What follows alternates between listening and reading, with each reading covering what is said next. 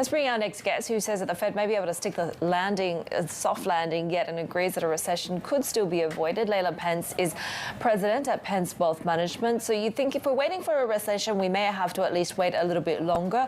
A soft landing is still very plausible. How does the China wildcard fit into that outlook? Actually, as Yellen just said, it actually is going to slow down inflation, which is another reason why we think the Fed has one more interest rate increase, and then that's it. And that's really why the market is finally seeing the end of the interest rate hikes, and we've become a lot more bullish on the markets consequently. How would you be positioning at the moment, given that there is still quite a bit of uncertainty as to what the Fed's trajectory looks like, and you know, whether or not the data points on inflation makes for a broader trend? Yeah, we really like payments, the payments area. We think that that is an area that inflation actually helps, and certainly. You know, the fact that people are working, they have more money. There's $400 billion still in excess savings. I just got back from Europe. There's a lot of spending going on. So the payments, they have very low overhead because they don't have as many employees. We also like big banks and financial services. The net interest income is going to start showing up. It may take a few more quarters to see all the returns. But as you know, we've already had a couple of earnings and they were pretty good, and we think we're going to have other good earnings this next week. So we really like those two areas quite a bit right now. Laila, we've seen some pretty interesting moves when it comes to the US dollar lately. Do you think the trend has been broken? Yes, finally. This is really the first time we've started seeing the dollar weakening, as because the market is seeing the end of the interest rate hikes.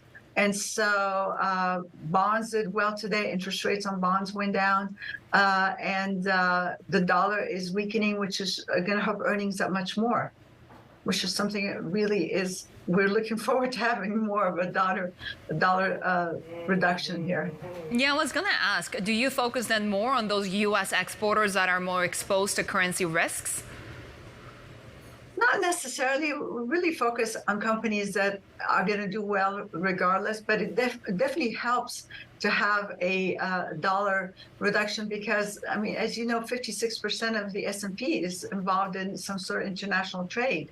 So we think their cost, you know, the dollar going down, that's going to make the products a lot more attractive. So I think that's bullish for the market. It's something that people have not talked about, but we've seen. And we do think that that's one of the reasons the market has been rebounding so well. I see in your notes that you also like payments companies. Why is that? Well, we think payments, whether they're digital or physical, are really a good place to be. People are charging. The more money they charge, with inflation, it costs more. The fees are higher. And it doesn't cost any more money to have these payments companies do that. And people are spending. You can't get on a plane right now. Hotels are booked. You know, retail is still a little softer, but there's so much spending going on. And they are the biggest benefactor of that. So inflation has helped them. And we don't see inflation going down that fast. We do see it going down to about 4% by year end. But we do still see some inflation. And so those companies are just raking in the funds. Laila, still for this earnings season, the expectation is for what, a 9% drop in profits or so for S&P 500 firms. What will you be watching out of the guidance that we're getting from these CEOs? We're watching certainly how they're guiding, because I think Wall Street definitely got it wrong when they've downgraded all these earnings beginning of the year, and a lot of these companies are beating these earnings.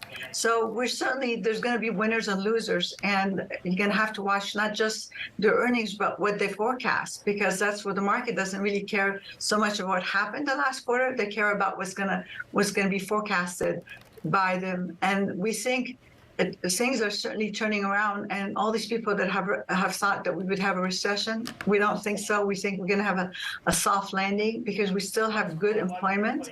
Inflation is coming down, and finally we're going to see the Fed stop raising rates after July.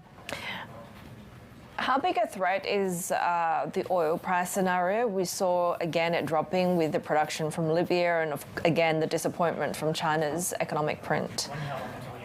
Well, it seems like, certainly in the U.S. and other places, there's a lot more supply coming along, and there's alternative to oil. So it just seems that I really, that it's kind of a shocking to us that it has dropped so much. We thought it would hold up more with China coming online and having to use a lot more oil, but somehow there's oil in the system and prices are staying low, and that's really helping inflation. As you know, the reduction in the inflation number that happened this month, 30% came because of the drop in oil prices, which is very welcome to the inflation and to the Fed. Laila Pence, good to have you back. President at Pence Wealth Management.